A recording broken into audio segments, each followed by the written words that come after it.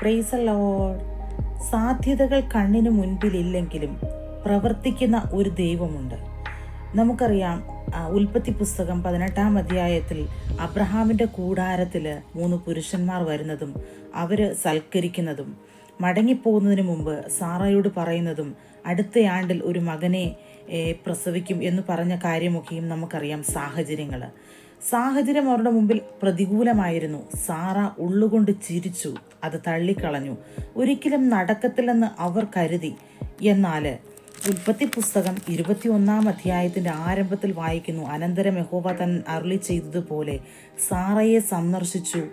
താൻ വാഗ്ദത്തം ചെയ്തിരുന്നത് യഹോവ സാറയ്ക്ക് നിവർത്തിച്ചു കൊടുത്തു എന്ന് പറഞ്ഞുകൊണ്ട് ഒരു വചനം അവിടെ എഴുതിയിട്ടുണ്ട്. പ്രിയ ദൈവമക്കളെ, നമ്മുടെ മുമ്പിൽ സാഹചര്യമൊക്കെയും പ്രതികൂലമായിരിക്കാം. കണ്ണിന് മുൻപിൽ ഒന്നും വെളിപ്പെടുന്നില്ല.